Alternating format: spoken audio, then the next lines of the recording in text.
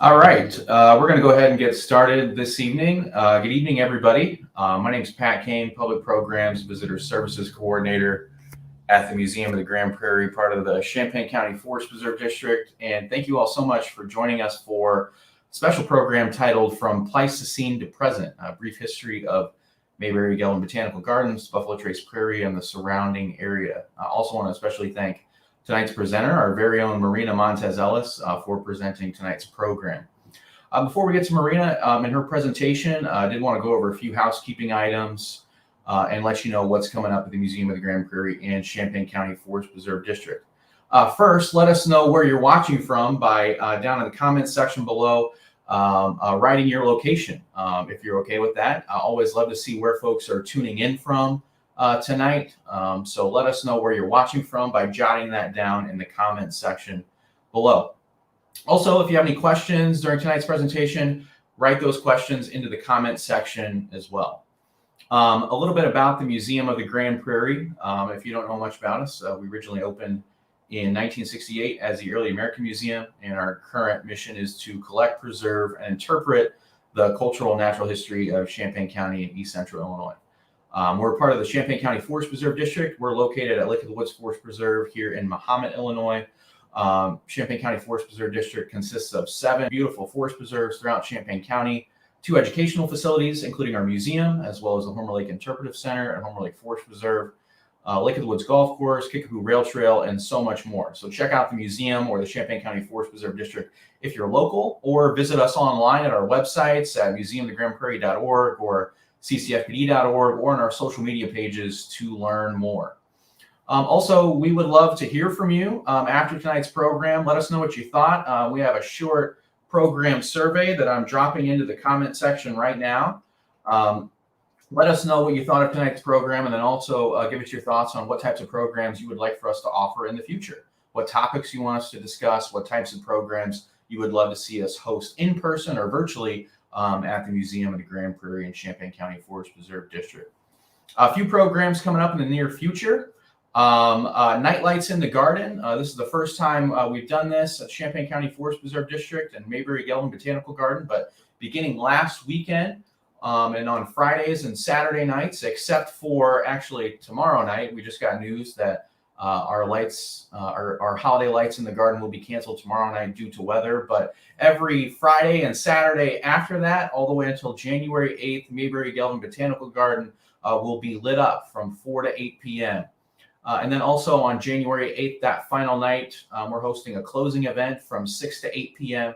That will feature free hot chocolate, free 3D holiday light classes to the first 50 patrons. And you can also register in advance on our website to pick up a winter-themed mini garden kit that you can pick up on the evening of January 8th. So again, check out Nightlights in the Garden every Friday and Saturday from 4 to 8 p.m. until January 8th. Again, tomorrow's lights are canceled, though, due to the weather. This year's Garden Speaker Series, we're kicking it off on Thursday, January 20th. The theme for this year's series will deal with medicinal plants, how humans have used them throughout history, and how to start a medicinal plant garden of your very own. Hope you can join us and Professor Emerita of Pathology at the Indiana University School of Medicine, Kathleen Hull, MD. She'll discuss her involvement as the head of the Indiana Medical History Museum's Medicinal Garden Project, and also tell us about how particular plants have been used for medicinal purposes throughout history and how a few of them have led to some modern medicines we still use today.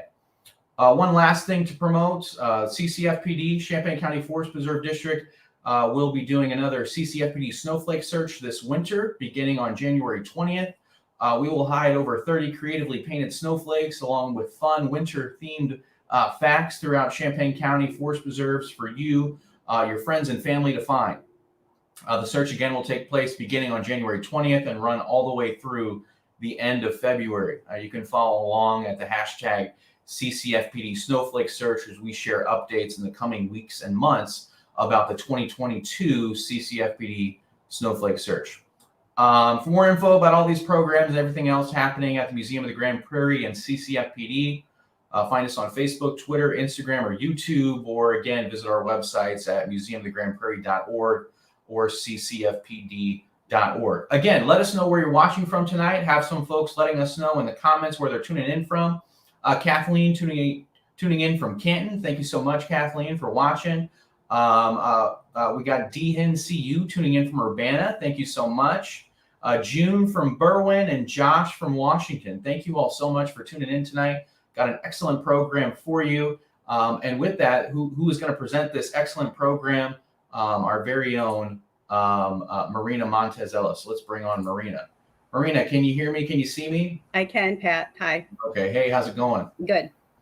All right. So I'm going to introduce Marina, and then I will turn the presentation over to her. So Marina Montez Ellis is the garden program specialist for the Museum of the Grand Prairie here in Mahomet, Illinois. Marina encourages children to engage in nature by leading the summer garden camps and various outdoor events at the museum's Mabery Gelvin Botanical Garden and restored prairie sites.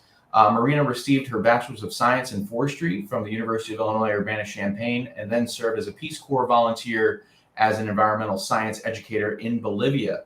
So without further ado, let's give a warm virtual welcome to Marina. Thank you so much, Marina. Sure. So I'll go ahead and start sharing. Okay.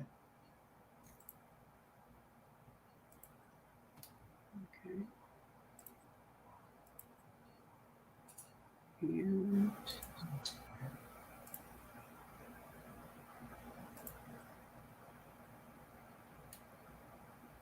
how is that, Pat? Can you see that? Yep, we can see it. Okay, good. Well, good evening, everyone. Thanks for joining us tonight. And for my presentation from Pleistocene Present, a brief history of the Mabery Gelvin Botanical Gardens in Mahomet area. So the Champaign County Preserves District's mission is to bring the community closer to nature, and the Museum of the Grand Prairie's mission is to bridge the gap between our history, natural spaces, people, and culture.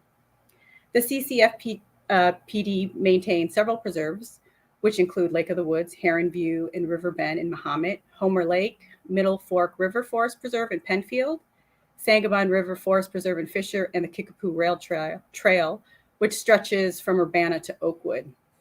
I guess I have a little map here that you can see some of the areas. The CCFPD manages more than 3,800 acres of natural space in forest preserves located in central Illinois. As a museum garden program specialist, I merged the garden education with the natural and cultural history of Champaign County. So I'll start the presentation with the natural history of the area. 1.6 million years ago, there was an abrupt change in climate, and ice sheets formed and spread from the North Pole.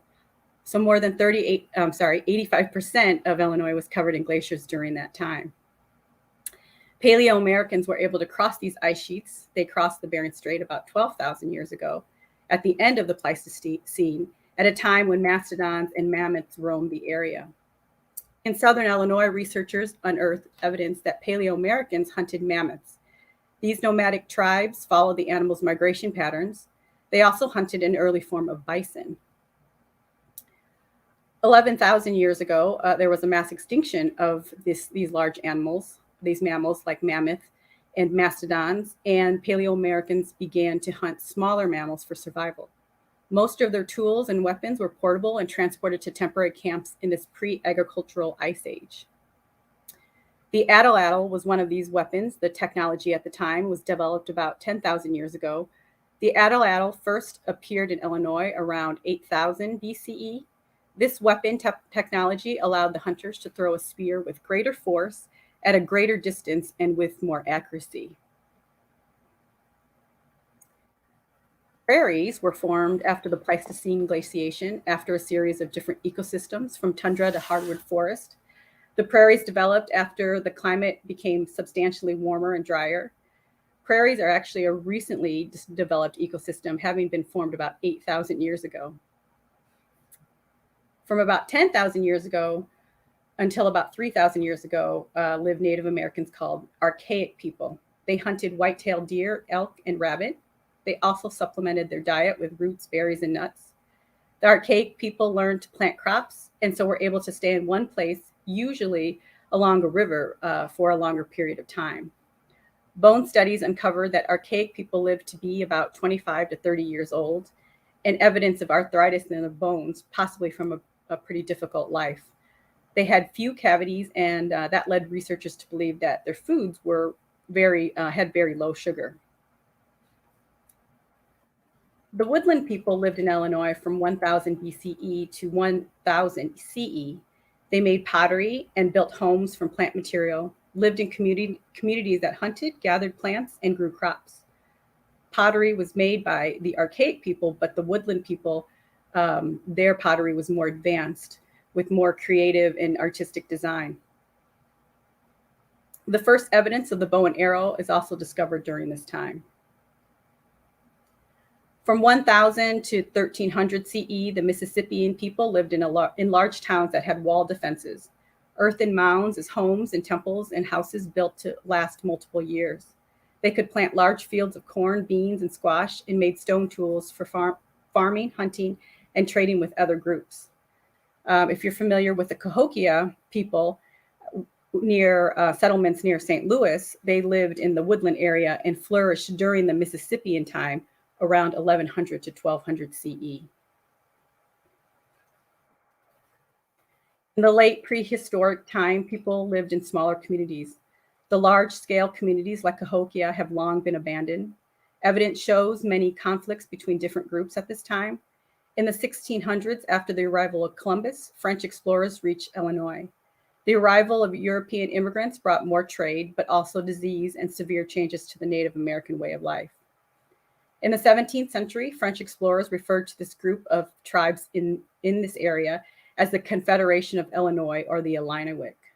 This group included the Peoria, Cahokia, Kaskaskia, and Michigami, among others. In 1763, after the French and Indian War concluded, the British took control of Canada in the Mississippi Valley, a precursor to the Revolutionary War, leading to a new United States and government and westward expansion.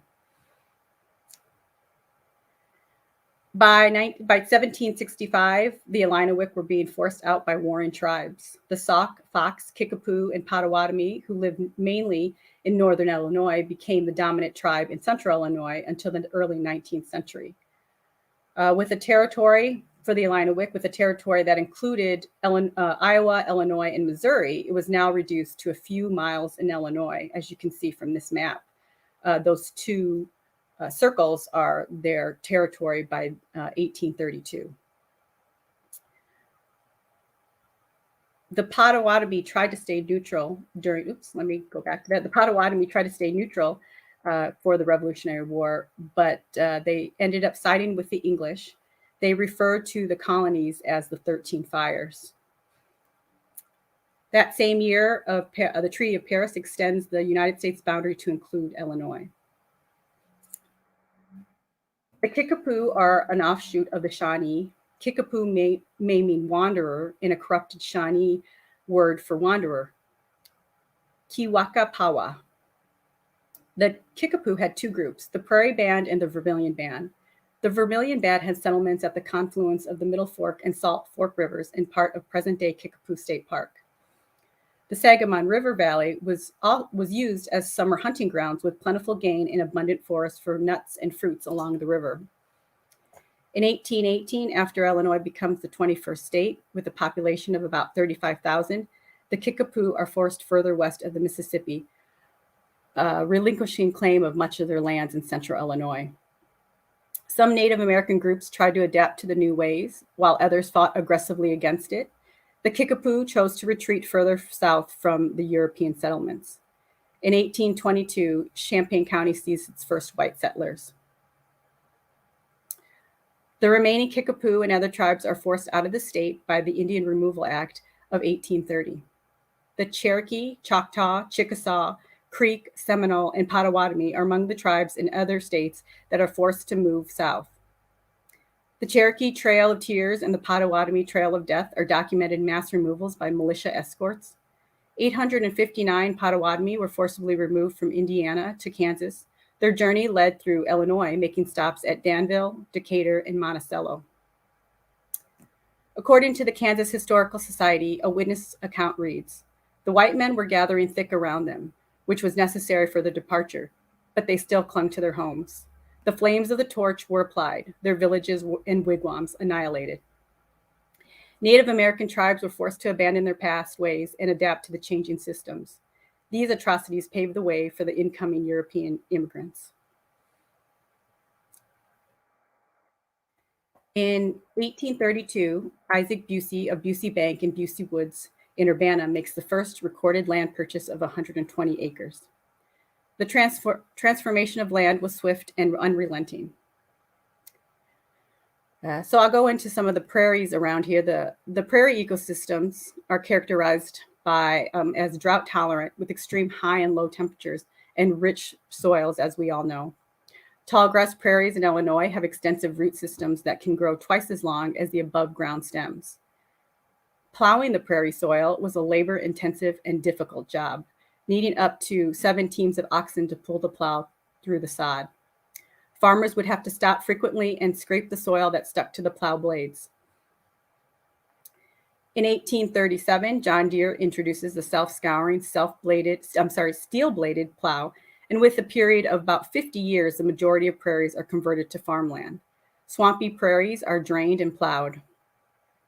By 1849, John Deere was selling 2,000 plows per year. The European settlers initially believed that the prairies were vast wastelands. The lack of trees that they were used to in their homelands led them to believe the soil was infertile. Ecologists today have found that prairies hold similar plant and animal diversity as tropical rainforest ecosystems, and that wetlands in the Midwest are on par with the richness of the Everglades.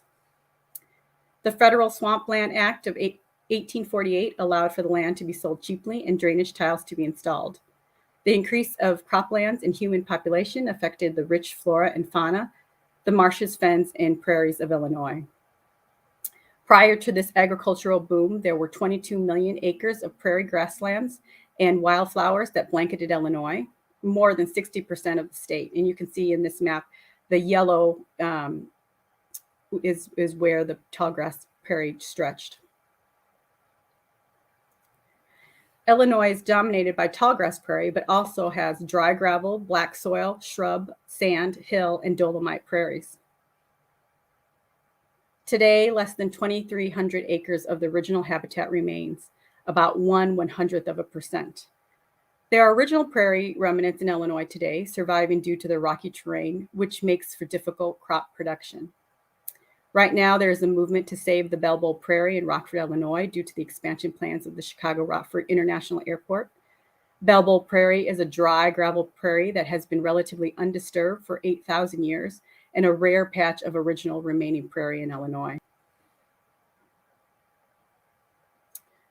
So here I have a picture. It's actually of a family migrating to Nebraska, but it is relevant to all European immigrants that migrated to the area or to the West.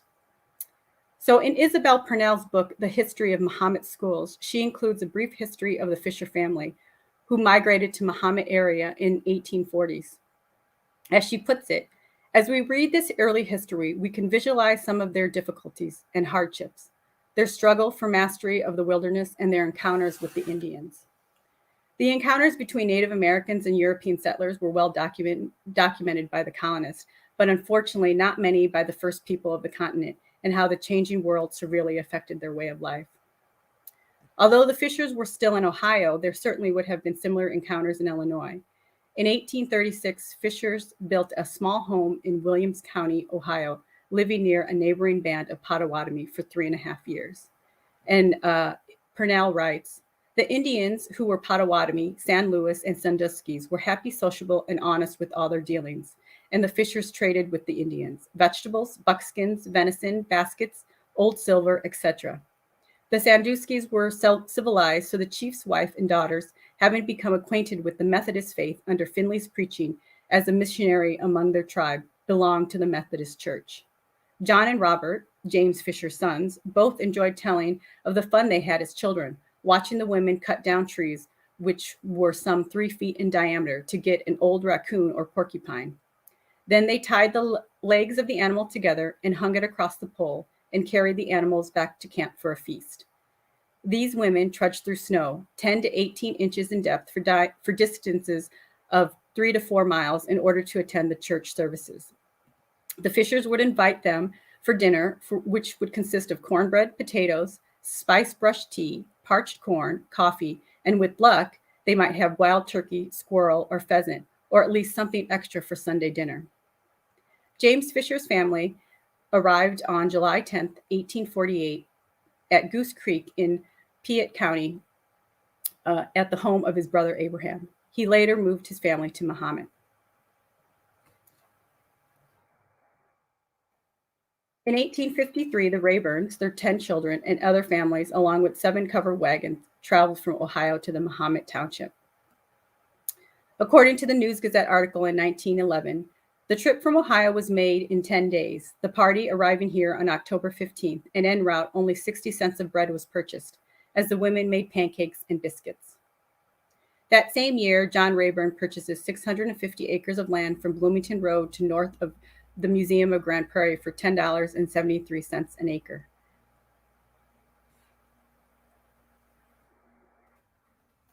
In 1871, Middletown changes its name to Mahomet. It is named after an East Coast Mohegan chief, Mahomet Wayman, who was admired by the first postmaster of Middletown Township, whose family migrated from Connecticut. There was already a village in Illinois by the name of Middletown, and the railroad policy did not allow for duplicate town names in the same state. So Middletown had to change to Mahomet.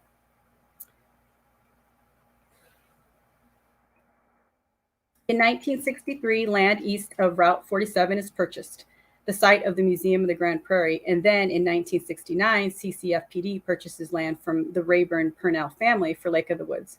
Now, this is an aerial shot. It's the same shot. It's just 2 different perspectives. And that large patch of trees is the Rayburn Purnell lot. And then you see the north on the colored picture, the Museum of the Grand Prairie, along with the beginning of the Botanical Gardens.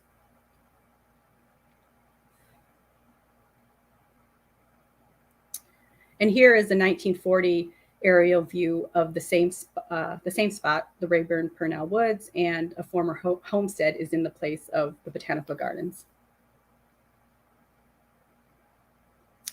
So this is a 1940s aerial view of Lake of the Woods area, the golf course. And so you can see it was just agriculture before that time. And in 1951, the golf course was constructed. So here's an old photo in 1951 of H.I. Gelvin, the first director of the CCFPD, and friends after a day of golf at the Pro Shop. And the Pro Shop looks very different today than it did then. Here is a 1971 picture postcard of the Lake of the Woods golf course. We have a series of postcards from 1971. And I'll show you more of these postcards. They must have been sold either at the golf course or at the museum. And here is a shot of the golf course today.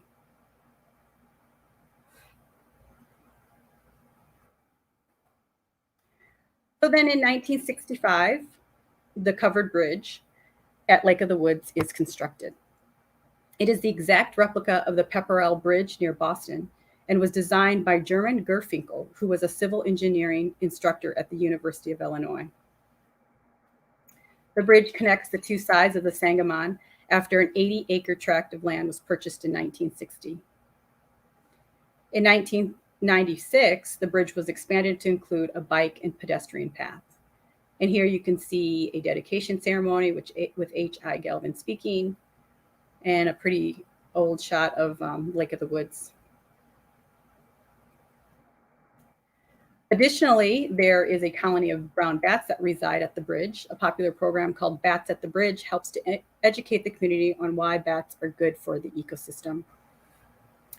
A new roof is now needed for the bridge, and a campaign for donations is underway. So in the 1960s, recreational activity was a focal point for the Preserves District. And so according to this January 1975 map booklet, Lake of the Woods also had a softball field not far from the covered bridge, which is no longer there. They offered boat tours and golf cart tours. Here's another picture postcard from 1971. From the 1960s to 1970s, Lake of the Woods also had a beach. In its day, this is a great place to hang out with friends and family. Here you can see some rules at the beach, and there's quite a few people there. Here you can actually see the beach slide in the background. So here is the top of the beach slide. People would climb to the top with a wood toboggan, slide down, and drag the heavy wood sled back to the beach. Here is the original wooden sled for the beach slide. It measures about 4 by 2, and it has 4 metal wheels that slid on a track on the slide, much like a roller coaster. Here's a couple more photos. I mean, it looks awfully fun, but probably a bit dangerous. The slide was discontinued because of increasing insurance liabilities and safety issues. And here's some more. And these black and white photos are from the News Gazette archives in 1971.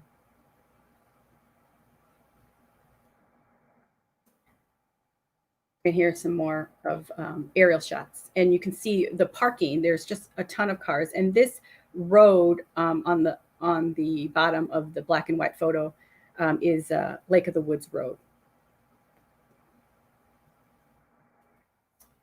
Now we move on to our museum, the Museum of the Grand Prairie. In 1968, it opened as the Early American Museum. In 2011, the Early American Museum was renamed to the Museum of the Grand Prairie. Champaign County is completely situated in what the French termed the Grand Prairie. What they saw was a sea of grasses, a treeless prairie with vegetation so tall that they could barely see over it on horseback. The museum specializes in the local history of Champaign County. In 2019, the new Freedom Mums Discovering Home opens. This room was a partial renovation of the original Discovered Room that opened in 2000. The wigwam was updated and refreshed as part of the renovation. Freedom Mom was a volunteer at the Museum of the Grand Prairie for 10 years and was the founder of the Harvesters, which ran the education programs here. Frida passed in 2014, leaving a generous donation which helped fund this exhibit. Freedom Mom is an example of how we rely on the efforts of our volunteers. Our programs and events would not be possible if not for all the volunteers in our community.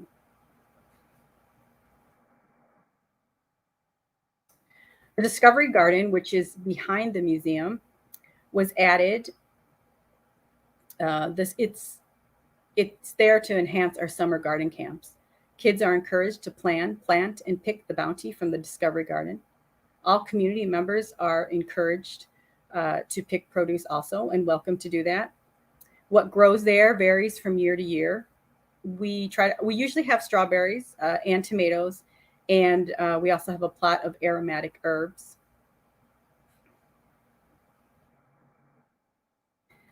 In 1974, major renovations of the garden was funded by H.I. Gelvin, the founder of CCFPD, and dedicated to his wife, Mabery Gelvin. The renovations were designed as Swiss gardens. Tulips and roses were used in many of the beds.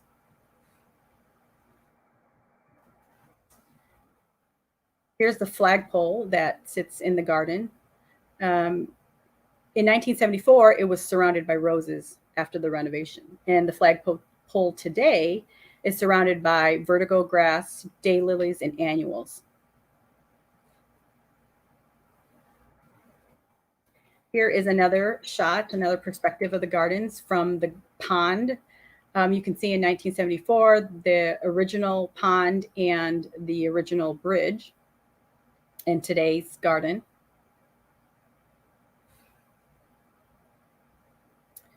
In 2019, the pond underwent renovations. A new liner and pump was installed. The waterfall was redesigned. The koi in the pond can overwinter because of the renovations now. So when the temperature is less than 50 degrees, the koi's metabolism slows and they don't need as much food. So make sure to keep your Cheerios at home until spring, when it's okay to feed them again. They are given special food by the staff during the winter time. So we'll go over some of the landscapes at the garden. The garden flowers in the summer are a mix of showy landscape, non-natives, and prairie native plants. Coordination between the education department and the garden staff means beautiful and educational displays for all the visitors in the garden. The garden staff makes it all work with tropicals, native prairie plants, spring perennials, and summer annuals. Plants that Native American and early settlers used to sustain life during the pre-colonial and colonial times are an important part of the educational programs at the museum.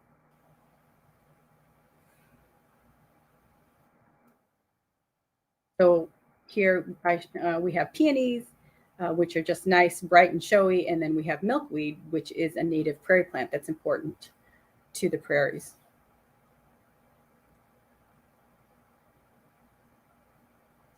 So here we have the gazebo. The gazebo actually sits pretty central in our gardens. And as you can see, it's a focal point of the garden because visitors are naturally drawn to shelter. Lots of annuals and elephant ears, as well as ferns and hanging pots.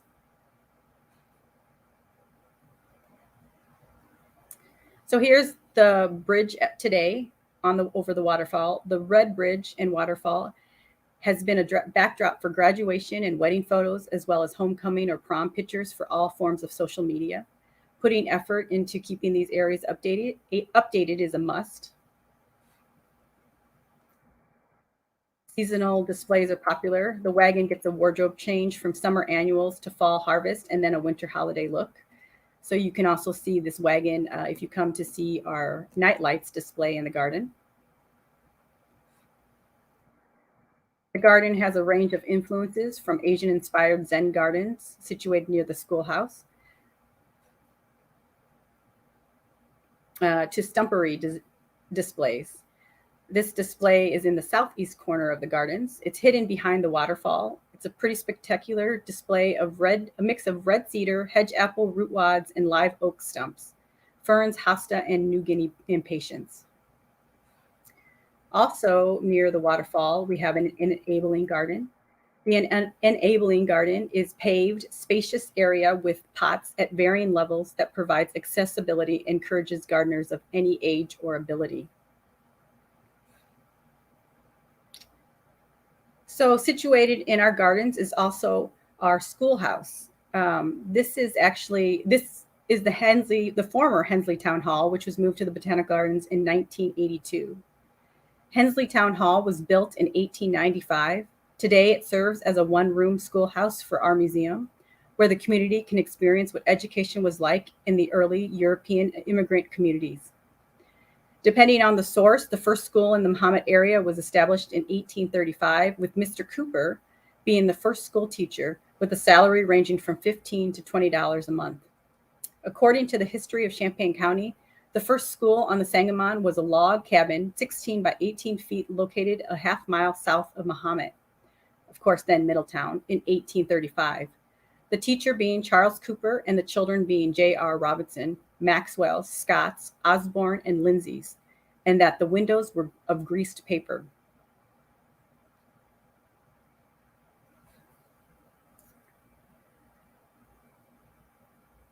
Frank Rayburn noted that the old egg-shaped stove along about noon would have taken the chill off. The ink bottles froze solid every night. My job was to gather them up and place them under the stove to thaw them out.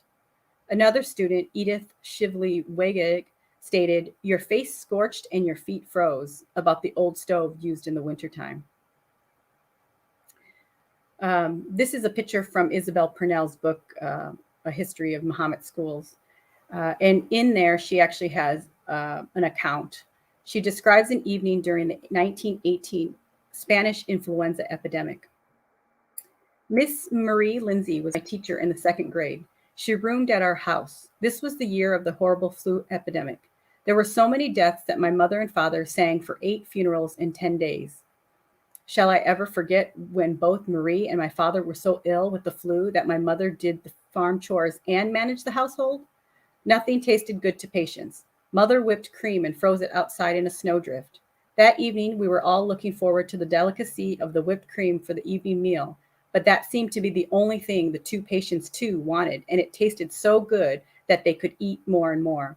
So we did not get any. Of course, this seems pretty relevant to today. So here's an aerial view of the summer of 2020, the gardens. The Mabery Botanical Gardens has trees that serve to educate and enthrall visitors. Throughout the garden, there are brief descriptions of many plants and trees. The botanical garden has many varieties of oaks, including pin, red, and white oak. We also have fruit and nut trees like persimmon, black walnut, and shagbark hickory. So this is a common persimmon tree that's in our garden. This was an important fruit-bearing tree for Native Americans and early European settlers. The persimmon is a dioecious species, which means it needs two. It has two genders, a male and female species, and you need two of the genders in order to produce fruit.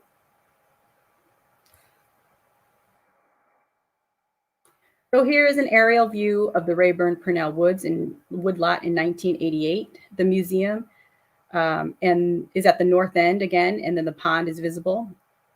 So what I'm showing here is that this overlapping of the two, the blue outline and the yellow, that overlapping space is where our nature trail resides. So this is an old woodlot that the Rayburn Purnell family used, and some of the trees there are over 175 years old. So along the west side of the garden is our nature trail. It's a short trail in the understory of a variety of trees. Maintaining this trail means keeping poison oak in check. The shady area is a great habitat for this plant. So if you do take a walk in that path, stay on the path, especially during the summer. In this trail, we also have the Vanishing Axe exhibit. It was created by the Morton Arboretum and highlights specific trees around the world that are threatened and endangered. So in early spring, you can find lots of our spring ephemerals. And this happens, these plants come out while it's still cold and before the trees start to leaf out. Here we have bloodroot. It's a beautiful bloom. We also have bluebells, which everybody always gets excited about in early spring, where it starts to get a little bit warm.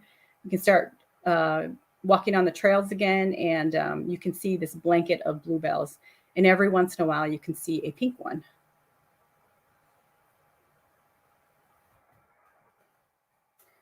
So here, now we're going to move over to the west side of 47.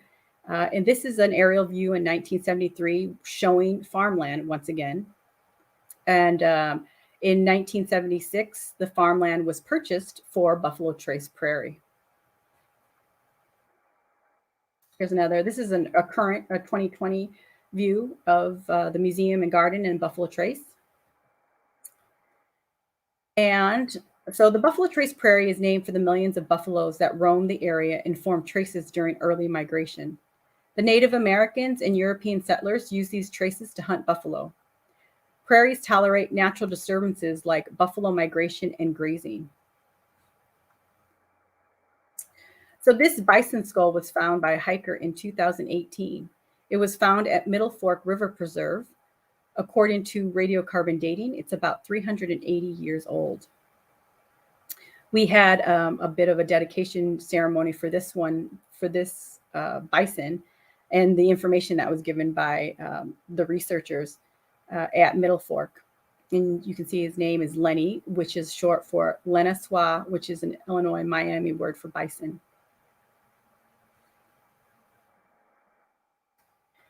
Here's a picture of a deer trace. So we still have white-tailed deer that live in the area. no buffalo.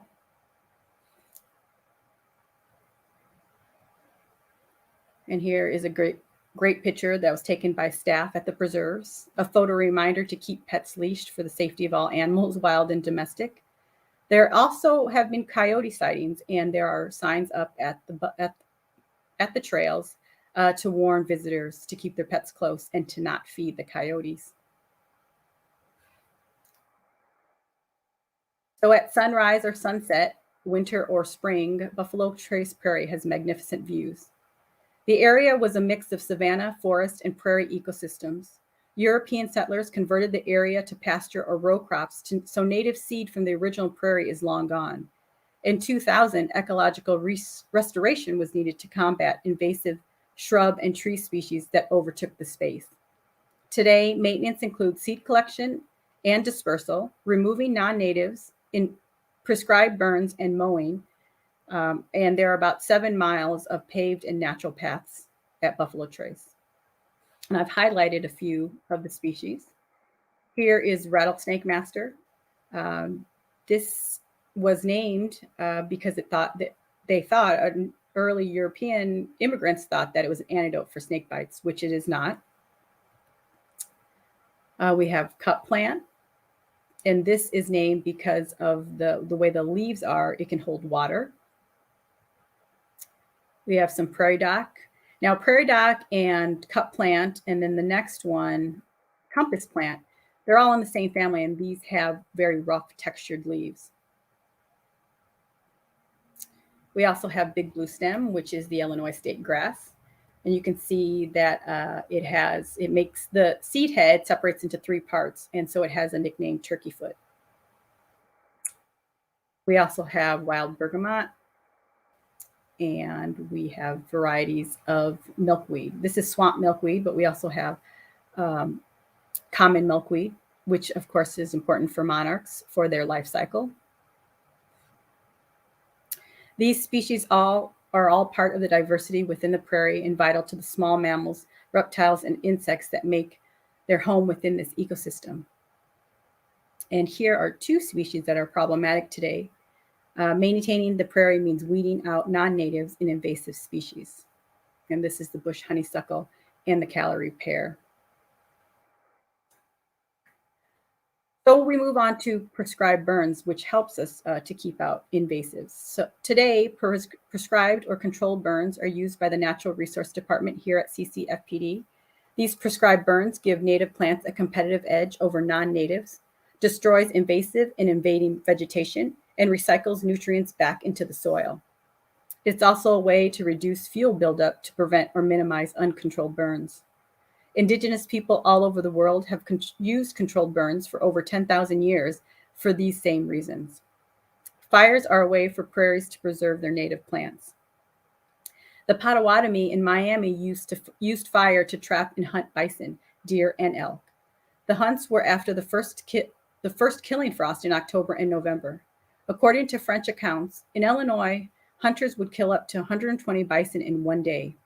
Fire chiefs would organize crews, and severe penalties would be imposed on those who scared off the buffalo before the hunt. Sides of meat were cut off, smoked, and returned to the villages to be divided among the tribe. Several accounts of these hunts were documented by the explorers, immigrants, and missionaries in the area. In 1674, the French explorer La Salle described a scene. To the right and left stretched the boundless prairie, dotted with leafless groves and bordered by gray wintry forests, scorched by the fires, kindled in the dry grass by the Indian hunters, and strewn with carcasses of bleached skulls of innumerable buffalo. Another account in 1837 by a physician in Wisconsin, the prevailing winds were west and north of west with a dry atmosphere. The country was on fire for 40 miles around us. As the human population increased within the Midwest, these prairie fires became a nuisance to the European immigrant settlements, causing them to lose livestock, crops, and homesteads. By the time of the Civil War, this Native American practice had diminished. Laws were passed to prevent prairie burns. Now we move on to River Bend in South Mahomet. This land was acquired in 2001. River Bend is a 275-acre site with 2 lakes. And here we have what's called a possibility pier that allows a seated person to fish through railing slots and use tackle tables that are convenient at a convenient height. A sustainability fact about River Bend is that the unnecessary roads at Lake of the Woods Preserve were taken out, and the material was reused to construct roads at River Bend. Altogether, 820 tons of recycled concrete and more than 4,500 tons of recycled asphalt were used for the multi-use trails and roads within River Bend. This site is situated along the Sangamon River, where it used to be a sand and gravel mine. Ponds called wetland bioswales are situated within the preserve to catch pollutants.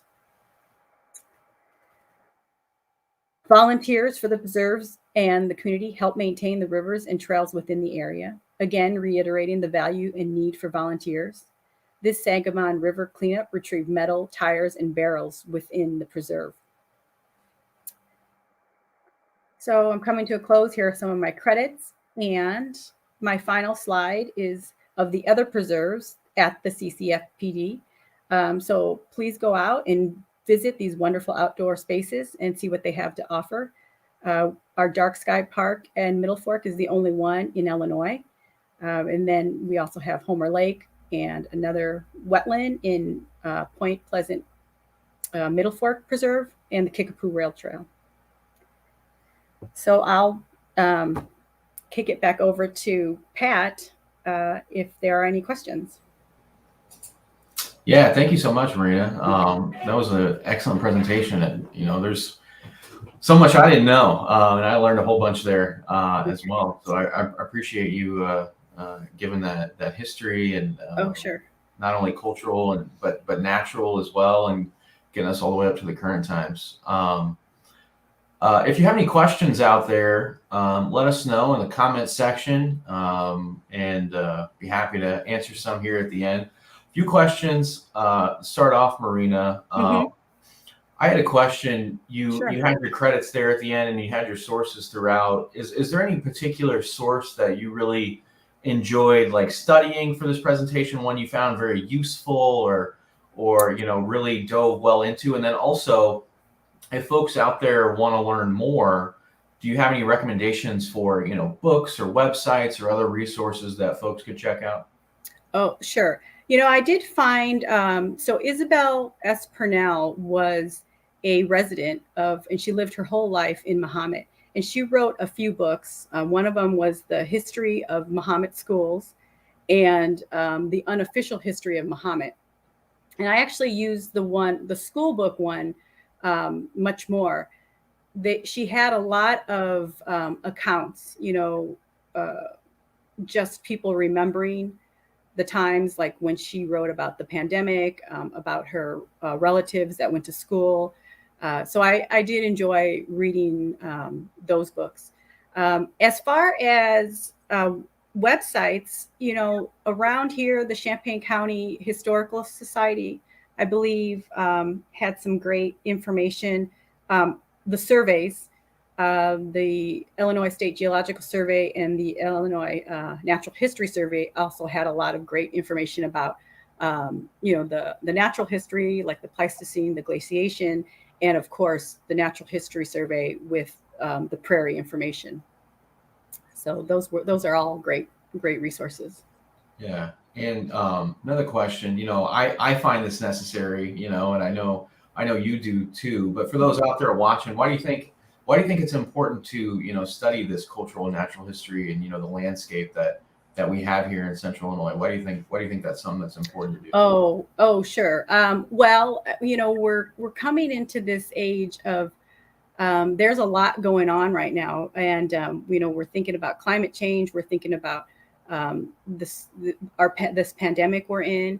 And at least I think there's a lot of evidence out there. And certainly it's something that I have beliefs in, is that, everything kind of comes back to the natural environment. And so if we learn about that, maybe we can kind of figure out some of these issues that we're having today. Sure. Yeah. Thanks, Marina.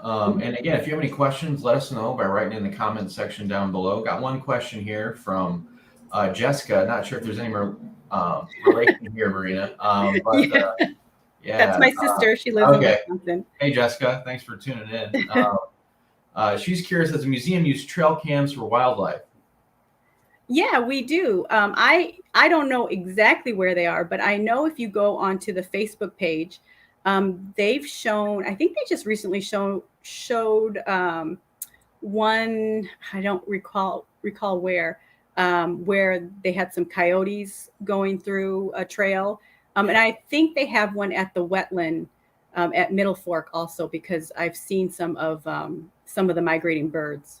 Yeah, the Natural Resources Department, they post some really cool, as you mentioned, some really cool videos. Yeah.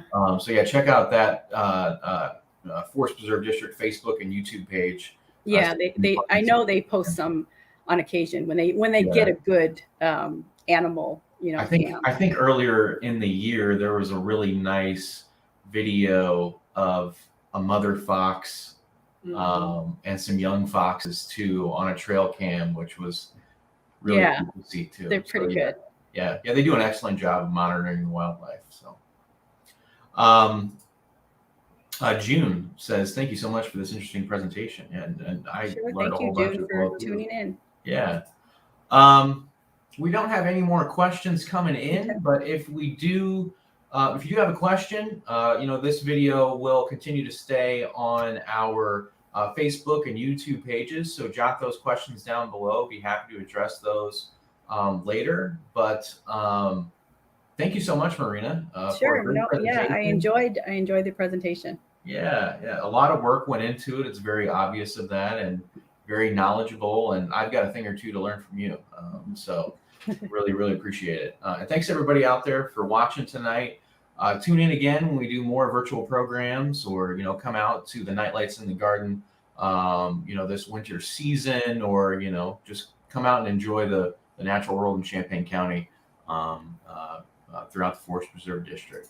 So thanks again so much for tuning in. Thank you to you, Marina, and we'll see you all next time. Okay, bye.